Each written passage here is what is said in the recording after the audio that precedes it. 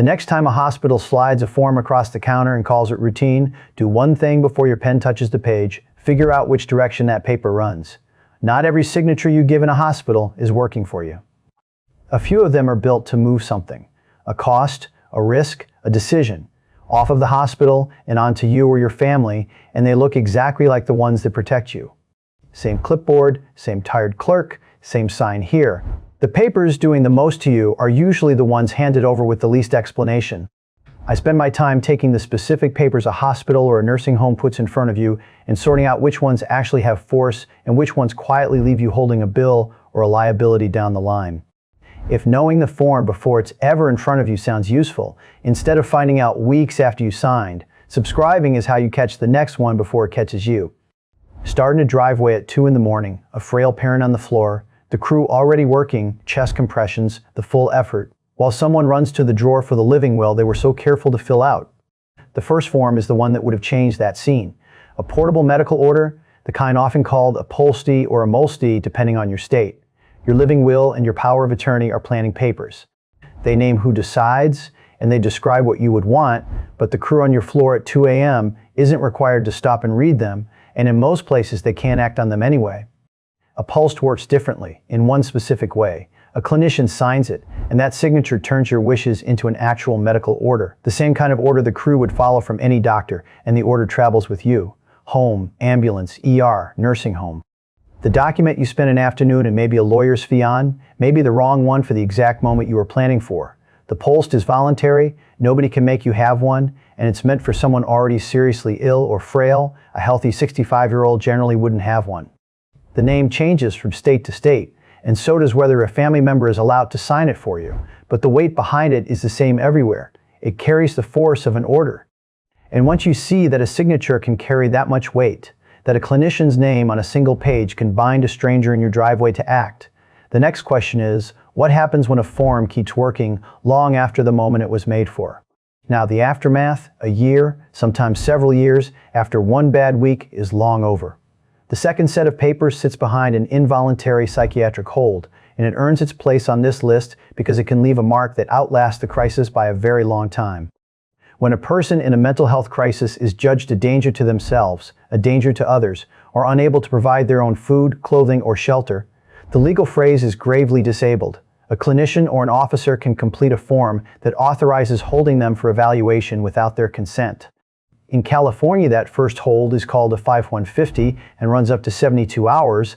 Other states have their own number and their own clock, but the shape is the same. The person also gets a separate sheet laying out their rights.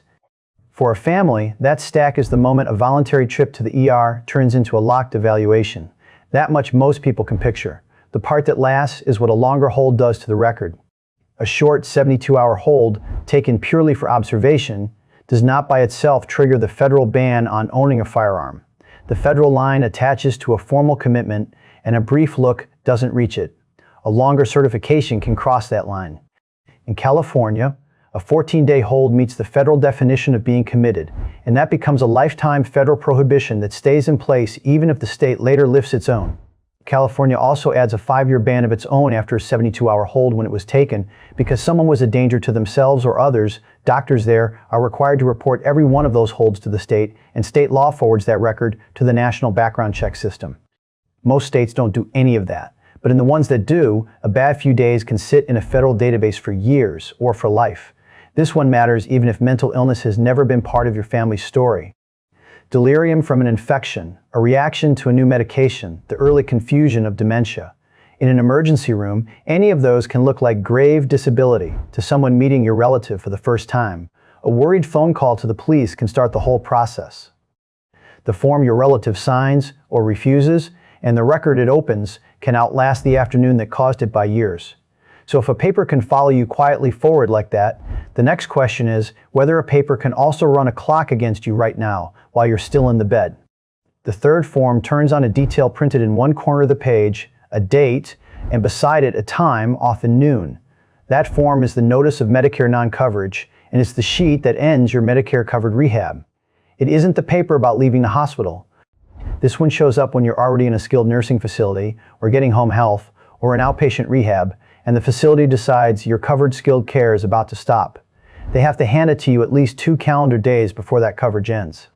It comes with a free fast appeal, and the clock on it is brutal. For a nursing facility cutoff, your request generally has to be in by noon of the day before the last covered date on the form. Miss that window by part of a day, and the cost can flip onto you. The reason the notice appears is often the last thing families expect: improvement. Your parent finally walks the length of the hallway, has a good therapy week, and that progress becomes the facility's reason to say skilled care is no longer needed. Nobody sits you down to explain that a single phone call made in time can pause the clock while an outside reviewer looks at the file. Most people learn the appeal existed only after the deadline had closed.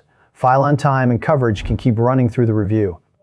There was also a change in 2025 that gave people on Medicare Advantage plans a little more room to appeal even when they file late. A genuinely recent shift, and one more reason to read the date on that sheet the minute it lands instead of the evening after. A form that can end your coverage on a deadline raises a sharper question. Can a form take away a protection you already have, one you never knew you were holding? The fourth form is a federal billing waiver, and it goes straight at a protection the law handed you. Since the start of 2022, the No Surprises Act has generally shielded you from a surprise bill when an out-of-network clinician treats you inside an in-network hospital. This one page exists for a single purpose: to get you to sign that shield away, so an out-of-network provider can bill you the higher amount instead. The one page in this whole stack whose only job is to peel a protection off of you is also the one most likely to reach you with a shrug and the word routine attached, and that pairing is the part I'd never want a family to miss. The law does put guardrails on it, and knowing them is most of your protection. They can only ask for this waiver on non-emergency care or on care after you've already been stabilized, never for emergency treatment, and never for the specialists you don't choose, and never meet anesthesia, radiology, pathology, the assistant surgeon, the hospitalist. Those can't be waived at all. The form has to reach you ahead of time, at least 72 hours before a scheduled service, or at least 3 hours ahead if you booked it the same day. A waiver pushed at you minutes before they wheel you back has already broken its own rules. And if the form doesn't meet the federal requirements, the provider can't bill you the extra, even with your signature on it. You are never required to sign. The trade is that you might have to reschedule with someone inside your network. So the real protection here is you, recognizing the page for what it is while there's still time to hand it back. A signature can cost you money you didn't expect. The next one can cost your family something harder to put a number on. The fifth form shows up wearing the face of a small kindness. It's the interpreter declination, the note a hospital keeps when a family waves off the professional interpreter and says the bilingual grandchild can just translate the consent instead. Since a federal rule that took effect in 2024, any hospital taking federal money has to provide a qualified interpreter, free and in good time, and it isn't allowed to push that job onto a relative or a child, except briefly in a genuine emergency or when you ask for it yourself. So when a family insists on using their own relative, staff write it down, the relative's name, the relationship, the professional who was offered and turned down. That note is the form, and it can slide the risk of a mistranslated consent, a missed medication, a misunderstood risk, off of the hospital and onto the family that volunteered. Families realize too late that they put their name to the accuracy of a medical conversation they weren't trained to carry, while a free professional stood by the whole time. So how many separate signatures can one hospital stay ask for, and does the big one you already gave cover the rest? The sixth form answers that in the calm after a surgery that went fine. The operation consent you signed on the way in didn't cover everything. The sixth form is the blood form, a separate consent or refusal for transfusion with its own signatures and its own rules.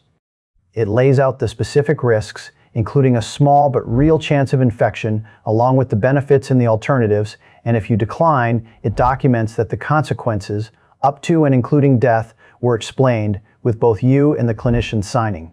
Because it stands on its own, it carries options most people never hear said out loud. You can sometimes bank your own blood before an elective surgery, usually drawn at least a few days ahead. You could have blood set aside from specific family or friends. Some people who refuse carry a card or a wristband that says so. There's a catch in how a refusal has to be written to actually hold, though. A vague note that you would generally rather avoid blood isn't enough.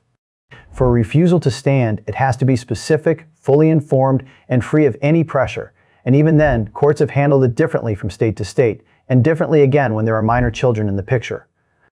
Whether to sign it or refuse it is a decision to weigh with the people treating you. The point for this list is only that it's a separate signature with separate stakes, easy to initial without noticing in the rush of the surgical consent. That leaves the last form, the one where your signature reaches past you completely, to people who never get a vote. Seventh is a decision you might have made years ago at a DMV counter in about 4 seconds. The seventh form is the organ and tissue donor authorization, and the surprising part is what your yes actually became the moment you gave it. Under a law that exists in some version in every state, the Uniform Anatomical Gift Act, your registered yes is a binding legal gift that only you can take back. When a registered donor dies or is near death, the procurement organization checks the state registry and the national one electronically, and the most recent registration wins. Where that valid registration exists, the next of kin is informed, not asked. Most families believe they'll be the ones to decide. For a registered adult, generally, they can't override it, the one exception being if the person was under 18. And revoking it works only through the same channel that created it. You have to change the record itself. Telling your daughter you changed your mind may mean nothing if the registry and the license still say yes. During a terminal illness, you can revoke it out loud, but it takes 2 adult witnesses, one of them with no stake in the decision.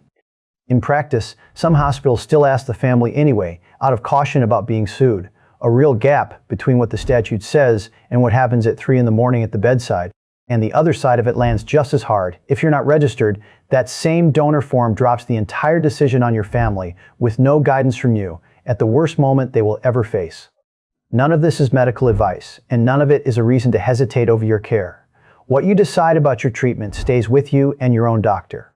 All I'm doing is naming what each of these papers does, so it can't be done to you without you seeing it.